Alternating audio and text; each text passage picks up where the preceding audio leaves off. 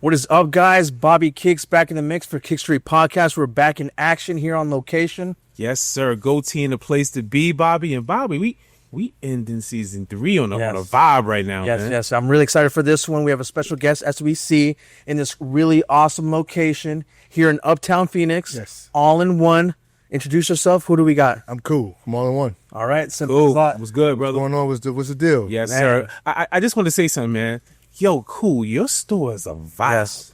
Yes. Like, it's Kicks. You know, we love Kickstory, but, you know, we love fashion, too. And you just got an array of joints, man. Salute to your store. Man, thank you. I appreciate that. I really do. You know, the store is kind of a mixture, like having a little bit of fashion and being a little bit of fashion. Fashion really is what you make of it, what you like. 100%. So I don't want to steal nobody. I want you to come in here and I want you to see what I have and you organically find what you like. I don't want to tell nobody what they like. I want people to come in here and like what they like. Create what they want to, what they want to create. That's fashion, man. Yeah. And kicks and fashion go hand in hand. Absolutely. We grew up in an era where fashion, in my opinion, was at its peak.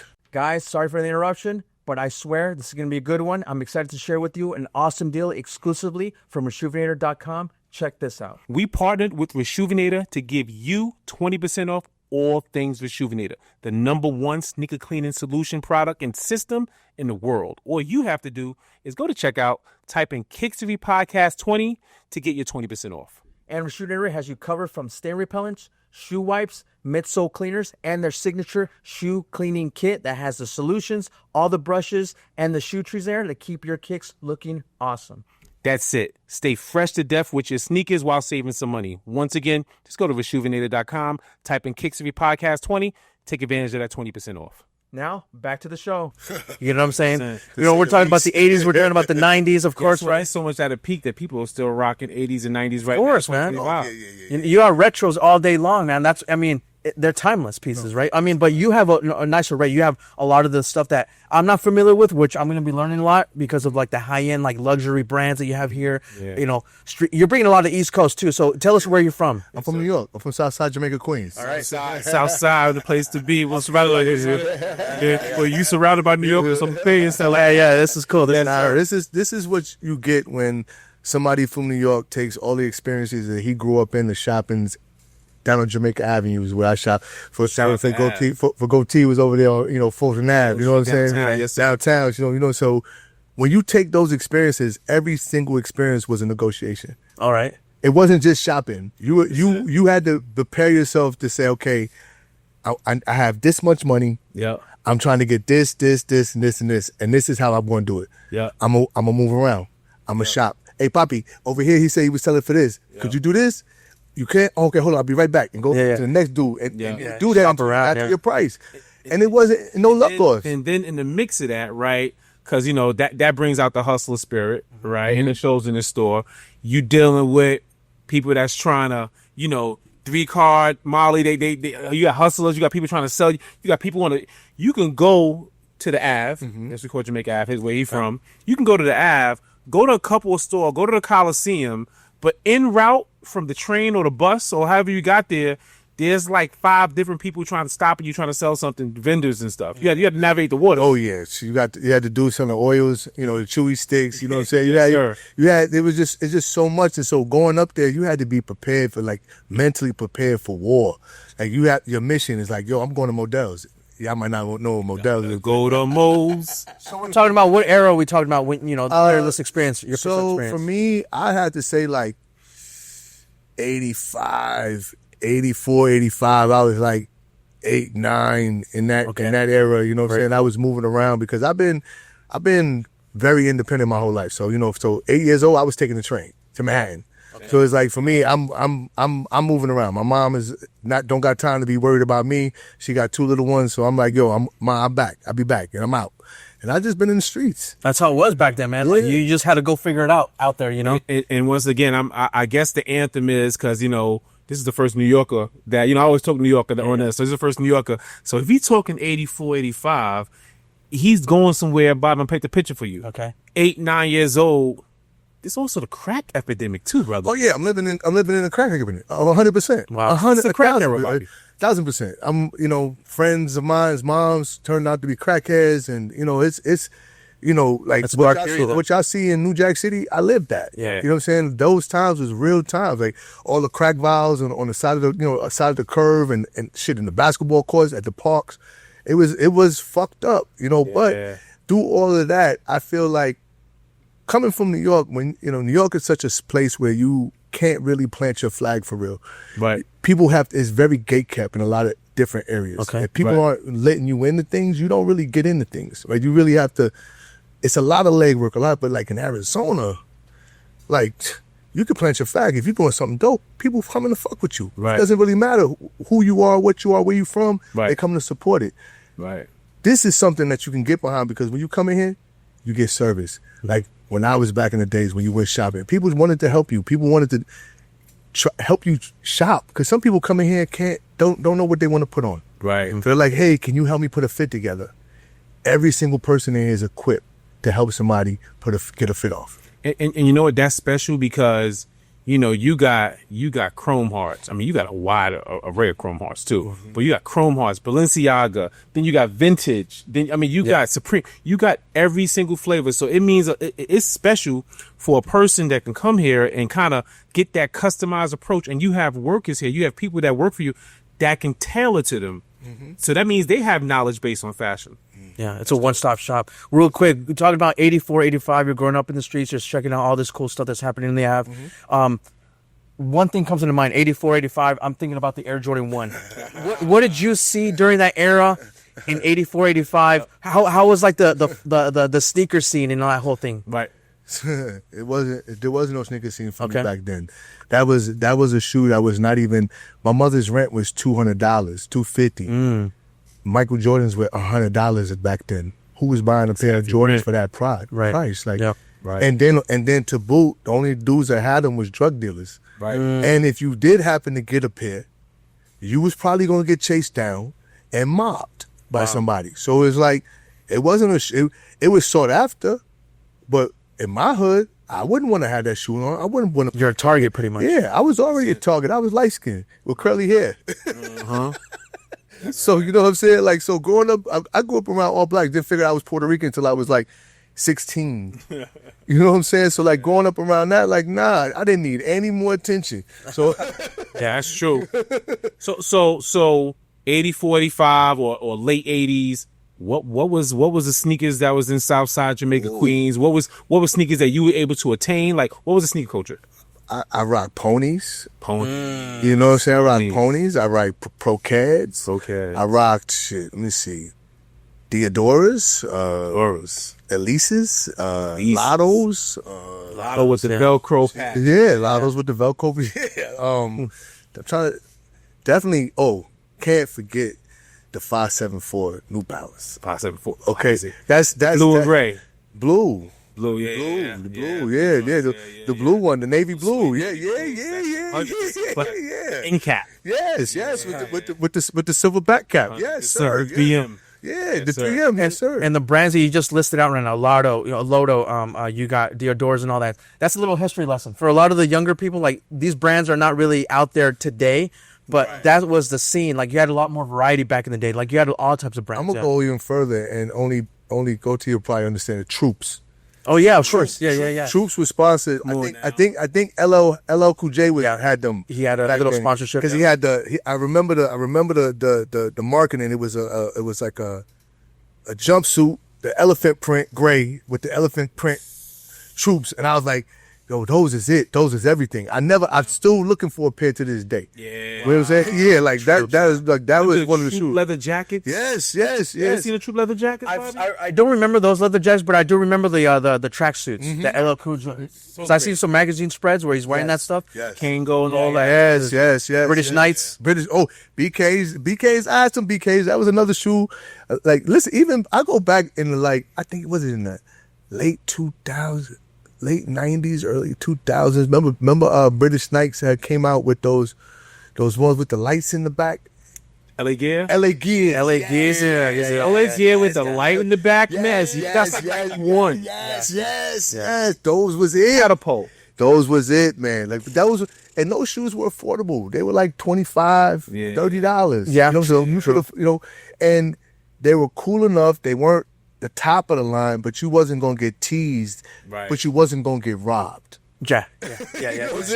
Which in that era, that was key, right? Because in New York, you can't just wear anything. No. In that time period, you didn't have the freedom, especially if, like, he from Queens, but if he came to Brooklyn, or vice versa, I'm in Brooklyn, I came to Queens, they could just tell that we're not from the same area. Yeah. You can't just wear anything. So that's very key that you said that. So describe for me what a fit would look like from your area. Ooh, for me, definitely gonna have a pair of Carhartt, son. Carhartt. Okay, and you're gonna have and you're gonna have it, like, you probably gonna pair. For me, in an affordable sense, because I couldn't wear triple fat gooses, so I had the fatigue jacket, and I'm gonna have a Champion sweatshirt underneath that. Yep. Okay. That's a typical fit. And then a winter fit is that with a pair of butters. That straight like that. Yeah. You guys tell about, but you know what? No, I mean, I imagine it's the Timberlands, right? Yes. Because I mean, the wheat color, That with a pair of butters, and that's a. I've never heard that before. That's everyday. That's an everyday, like, stepping out the crib. Yeah. Fatigue. And the thing about it is, like, a lot of people. I was actually listening to a podcast about the guy who started Banana Republic. And it was interesting how Banana Republic came about because it was an Army surplus store. Oh. That's how it actually started. The name kind of says it all. Yeah. In a way. Banana Republic. Started out with buying surplus, like, military stuff. That's how that shit started. Banana Republic started? Yeah, Wow. that's bro. That's dope. I was blown away. And so, but because I think about it in the days, like, that's where I shopped. 100%. The full mechanic suits, we used to get airbrushed in the back, all that That's kind cool, of stuff. yeah. Bought from the Army surplus store, working man's clothes. And it's durable too. Yes. It's super durable. It's warm, Yes. especially on the East Coast. You need that warm, 100%, fit. 100%. And you could customize, like you said. You have fun with it because during that era, you see a lot of the breakdancing, tagging, right? What's real funny about workman's wear, it was real drug dealer wear. Like, it was endurable for they to stand outside and sell crack all day. Wow. You had multiple pockets. Rain, see the snow. They had the right gear in the store, in the surplus store. The rain suits, whatever. You know what's interesting about, real quick? Well, it was, and this was a couple of stores in Brooklyn that I remember, Army Navy. They used to sell sneakers, man. Yes. Jordans. Yes. Your favorite Jordans, the Jordan 9s. I clearly remember the Jordan 9s being an Army Navy store for like $50, $40. They had last year models that always sit at the Army Navy. They would collect dust. They didn't have little plastic wraps. Nope. They would just sneakers out. You know what I'm talking about? Yeah. The one on Jamaica Avenue had one. I had shoes in it too. Yeah. They dabble, but that you went in there and you could get like all these fatigues that people going crazy for and say, man, I've done this already. Right. Awesome. Done this way so many times. Like the red Carhartt with the hoodies, I had at least 3 of those motherfuckers. Yeah. That was my favorite color. Yeah. So you're taking all these experiences, all these things that that you grew up on, in Queens, and what made you move to Arizona? So you kind of like, how'd that happen? Yeah. So my biological father has been living here. I'll be 50 next year. He'll be here 50 years. Oh, wow. So my mom took a chance because I was getting into some shit in New York, and she's like, I'm going to remove you, and sent me here. But she sent a man to Arizona. She didn't send a boy to Arizona. So that man and this new man that I didn't know didn't mix. So I barely lasted a year, and I went back to New York. Gotcha. How old were you? I was 15 going on 16. Okay. And what year was this around? Between 91 and 92. Okay. Because between 90 and 92, 91 and 92. I came back to Phoenix in 92 with my mom. We went to 19th Avenue Camelback and rented an apartment. And she got some papers, what was it called? Notarized? Yeah. Emancipate me. And I got emancipated at 16. And I went to Central High School up the street. Wow, you got emancipated at 16. 16. And not only emancipated at 16, but emancipated and dropped off across the country. That's a culture shock in itself, bro. Across the country. I didn't have any parent slips or any permission slips. I signed myself. Wow. From 16 on. So I mean, and it makes sense to navigate this desert because you was navigating the concrete jungle at 7, 8 years old. Oh yeah. So it was an easier lifestyle for you. This is simple here. This is a grid city, easy to get around. Yeah. You know what I'm saying? Once you figure out the landscape, avenues, west, east, you know what I'm saying, the streets, like it's real simple here. And it's been wide open for so many years. Right. So many years. So like really coming here and seeing that there's so many things to do. I went back to New York again after I graduated high school. And when I saw the same dudes doing the same thing on the same corner from 2 years ago or last year even, I was like, this don't make no sense to me. There's more there. It's not a lot there, but I can make something shake. You can make sense. And I came back.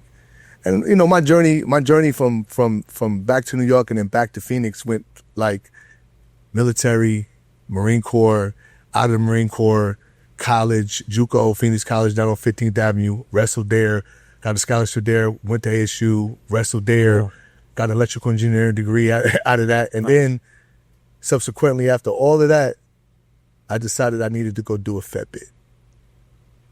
Did a Fed bid. Got out, got back into flipping houses, you know, got back into construction. Construction is like my first love. Okay. Sneakers and everything is something that, being from New York, this is what we do. You know, I didn't know that I was a sneakerhead. I didn't know there was a definition for a person like me who just loves sneakers. Like we were the first generation that actually broke the bond on wearing sneakers, because sneakers was just like gym outside. Yeah. You didn't go nowhere with sneakers on. Like, Right. that was not the thing. Like, boy, you better go in there and change your shoes. It was like, what? Now you go to church and you got SB4s, you got tongues, you got whatever. But I grew up where you wore a suit to church. Yeah. You better have your tie straight, you know what I'm saying? Right. So this new fashion where everybody's able to do what they want, I love it because it's more expressive. And when I was coming up, I couldn't be expressive. Right. I liked what they call them, parachute pants. Yeah. The ones with the low Yeah, parachute yeah, pants. Yeah. I like those. I couldn't afford to buy them, so I had a cousin make me some. Don't you know I wore that shit to school and got chased all the way home? Yeah. Yeah. You know what I'm saying? They didn't understand it. They didn't understand why I had a vest and a kufi and a pants that all matched with a turtleneck on. Like, where's you going? You going for a video shoot? Are you at MCM? Right. Get that. Right. So how was? Go ahead. You want to say? No, I was gonna say, you're big into fashion. I mean, it sounds to me like you're passionate about fashion. You're passionate about being unique, being, showing off, what you can do with what you have, right? Right. And I'm really interested to know, like, how this came about, this idea of this store, like bringing back that. Okay. Because you've done construction, you've done all these cool things. How'd you navigate through that? You know what? I'm gonna do this. So, 4 years ago, I was going to buy a pair of shoes, and somebody told me about this store called Phoenix Holes. I was going into Phoenix Holes to buy a pair of shoes, and I saw a whole store full of kids selling shoes, and they was just having a good time. Everybody's having a good time, and I'm like, damn, what's going on here? I'd never been in a resale store before. It's my first time. So they're telling me, yeah, we get money over here. I'm like, yeah, what kind of money y'all getting? We making 6 figures. I was like, selling shoes? Selling sneakers? For real? Nah. I never stopped going back. I went there every day until this dude that Phoenix Soul, his name is Kyle, he let me in. And then I've been collecting for like a couple of years. Okay.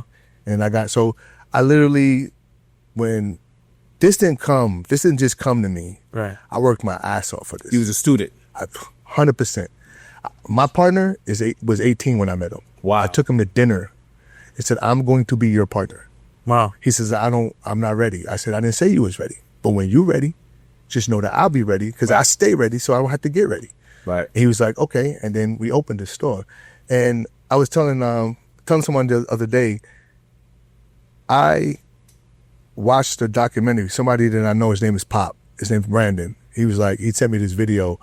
It was a documentary on Colette, the store in Paris. Okay. Yep. Correct. And I was like mesmerized by what they did, how they blended rap, fashion, and high fashion. I mean, we're talking about Chanel and Louis Vuitton. I mean, she's done collabs with, that company's done collabs with everybody. Everybody. And Supreme, and they just Jordan, anybody you can name, they've done a collab with. That's true. And I watched that documentary and the meticulousness and the customer service and the way they ran that store by having everything. She had something in there for everybody. Cool. If you could buy something in that store for $1. And that's what the whole all-in-one thing kind of came about for me. It's like, I wanted you to come in this store and not feel priced out because you can't afford to be in the designer section yet. Or you're not ready for the streetwear or anything like that, you can still come in here and shop, and you can still come in here and spend $100 and still leave with a fit. Right. I remember those days when I didn't have a lot of money, but I aspired to be able to go to the stores that were more expensive, but those stores wouldn't really let you in if you didn't look like you could spend the kind of money. Right. People can come in here and aspire to buy some shit and really see it in hand, touch it, see what it feels like. I didn't get that growing up. We didn't go into Louis Vuitton. We didn't go into Gucci. 100%. We had no reason to go in there. And if you didn't look like you needed to go in there, they wouldn't let you in there. Yeah. Yeah. You know what I'm saying? So I wanted to open something in Phoenix, and Phoenix wasn't ready years ago for a boutique. Phoenix was a mall city. Everybody shopped at Strip the mall. malls. True. Malls, strip malls. yeah, it is yeah, really, yeah, you're right, yeah. very difficult. I don't know if you guys remember the Biltmore, when the Biltmore had more shopping there. Yeah. Okay. Before Gucci left, and Banana Republic used to be in the Biltmore. That was years ago, right. Tiffany's was in there. Yeah, that's right. When all those stores kind of left, that was a poppin'. That used to be a poppin' spot. I used to shop there. Yeah. There were a couple boutiques in there that had carry cool stuff, but then it just phased out once everybody ran to Scottsdale, everybody ran to all the malls. Yeah. All the boutiques kind of died. Yeah. So all that real estate dried up, and now you see what the Biltmore is now. It's a gym, and it's this. It has some shopping, Yeah. but not a lot. The shopping experience definitely changed over the years in Phoenix. Like you said, the shopping, like the indoor shopping malls, like Christown and Metro Center, like some of the names that if you're here, you'll know what I'm talking about. But that all kind of disappeared. Yes, the mall's gone. Yeah. Yeah. Yeah. These malls are disappearing. Paradise Valley Mall's gone. Yeah. So now, I opened up in the center of the city. You live east, I'm in the center. You live west, I'm in the center. You live north, It's a good spot. Yeah. Yeah, Very good spot. I'm dead in the center. And I love just the energy here. Like the first time, before we even discussed this, right? I just came here, and I met you. We have an interesting story how we met.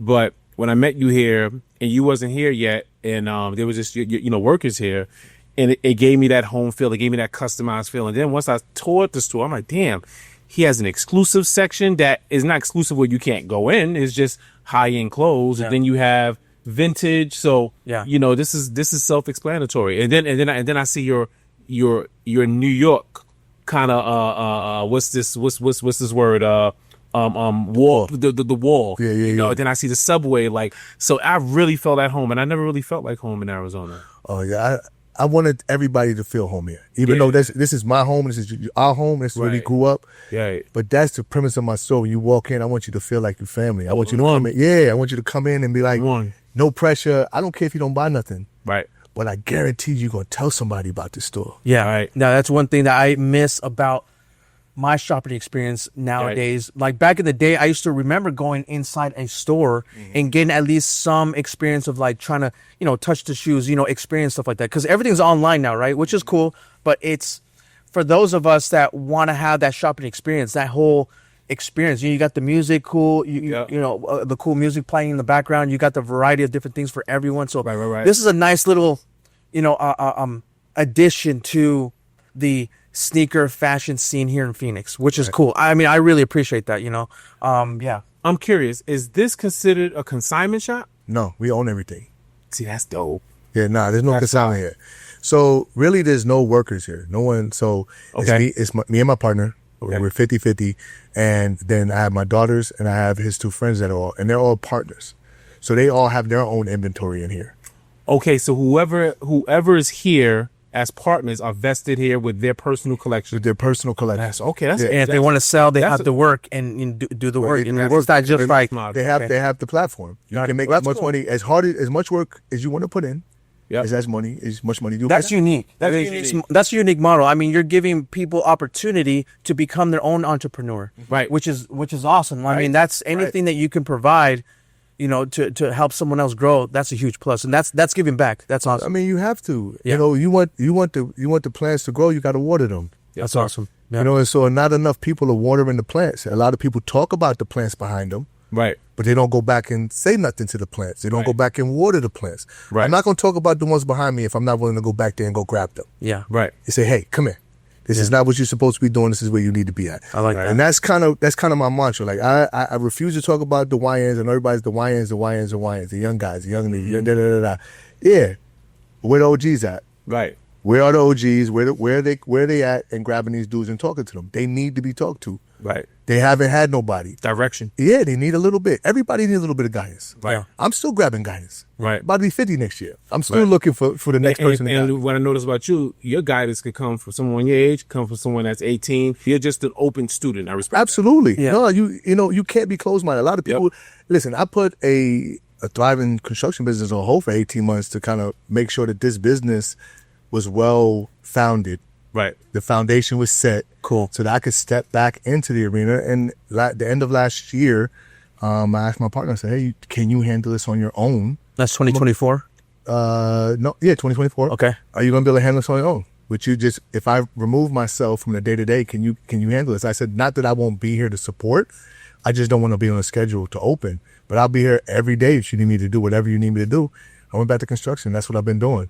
Okay. You know, the store has a lot of dynamics to it. You know, we also have a whole salon boutique side.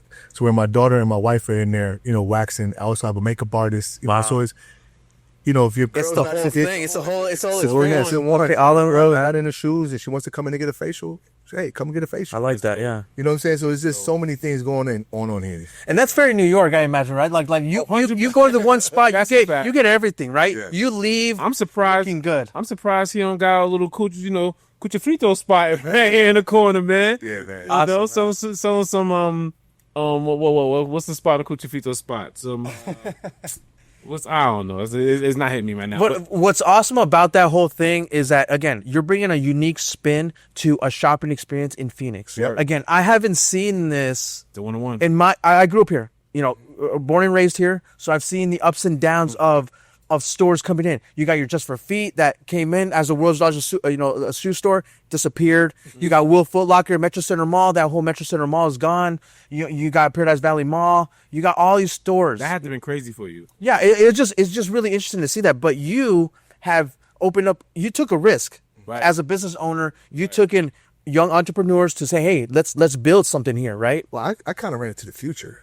Okay, cool. Me and my partner, I really ran into the future of what this business is. And like, because we're not just a resale store, like we're actually branding. We're actually developing, you know, clothing lines, belts. Okay. You know, we're going, you know, we're really putting collections together. So we're not just touching the resale game. We're actually going to be in here kind of bringing some our own flavor to this city. I love that. Yeah. You know, so we're this is not just like, okay, t-shirt, put my name on it, put my address. Like, nah, I want you to buy my shit because you fuck with my shit. That's awesome. Not because I want support, but I also want you to support me because I'm making some fucking fly ass shit. You heard it here first. So once you see All in One blow up, which they're already blowing up right now, 100%. you saw him. Is it going to be called All in One? Can you release that yet? All in One Productions. Okay, cool. All in One Productions. That's kind of what the next stage of what we're gonna be doing in here is that, and we're actually doing a drop coming up on the 2nd of August. Okay, awesome. We're Congrats. dropping a belt. We're dropping a hat. We're dropping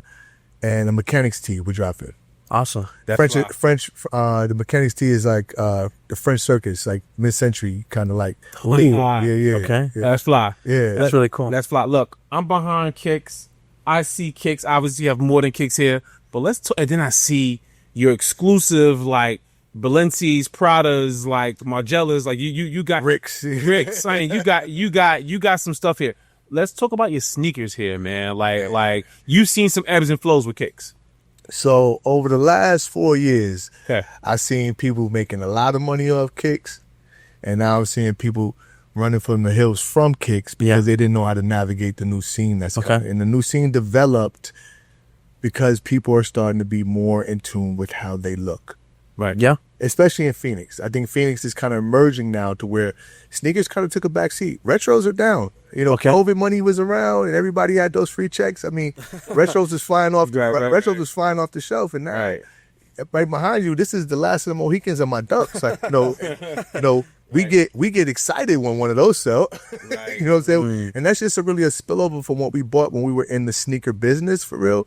But we buy a lot more clothing than shoes now. I mean, if it's probably 9-10 to 1 that we're buying. Yeah, like, and we sell 9-10 to 1 more clothing than we do shoes. Maybe even more, 20 to 1 more clothing than shoes for real. Wow, that's and I know people have asked me like, what is your flow like in here? Like, are y'all busy in the winter, busy in the summer? we're steady year round. Yeah. We don't stop. Right. You know, we could go from anywhere from having a $500 day to an $8,000 day. Right. It's an ebb and flow like that. You know, Right. and with the amount of stuff that I have in here, it doesn't take a lot to have a great day. I might sell 6 things. You know, we carry a lot of chrome. We have some really exclusive chrome pieces. You know, so chrome pants, patch pants, $10,000. Yep. That's wild. We don't like just listening to that, man. Like I'm not too crazy. familiar with the chrome hearts. I'm starting to learn a little bit more about that, but it's so interesting to see like that high fashion here in Phoenix. Like I can't think of any other place that would have access to that. So you're bringing something accessible, right? And I'm bringing it to the city where, you know, we have major teams. We have the Cardinals. We have the Suns. You got we the have players, we yeah. we have the WNBA. We have big sports here. So we have people here that can spend that kind of money. Right. Why are they going to LA? Why are they going to Vegas? True. Right. Yeah. Why are they going to New York? You're bringing that. I'm bringing all of that right here. Yeah. You don't got to go nowhere. You have a lot of athlete clientele here? I do. Yeah. And they come shop here just like regular people. Awesome. I don't. There's no need for a shout out. There's no need for any of that. The fact that you come in here shopping tells me everything I need to know. Right. Awesome. Period. So you could come in here and be whoever you are when you're not on the court, when you're not on the field. You know what I'm saying? That's awesome. And I greet everybody the same. No, that's one of the things I love about the store, and you mentioned it too. Like when I came in here, you're super cool. The layout was super easy to follow. I'm all about shopping experience, about the way things are, you know, flowing. And I love your vintage section here because I'm big on vintage. So you have some really cool vintage pieces here. You have a little bit for everyone, like you mentioned, and that's really cool.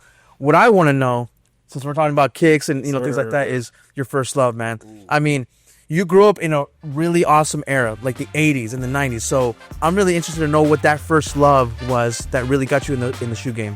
Thank you for watching this episode of Kickstory. And don't forget to subscribe to this channel and hit that notification bell so you don't miss any episodes. And stay connected with us on Instagram and these podcast platforms listed here. We also want to hear from you. So make sure to comment below and give us your thoughts. Thanks again for your support, and we'll see you next time.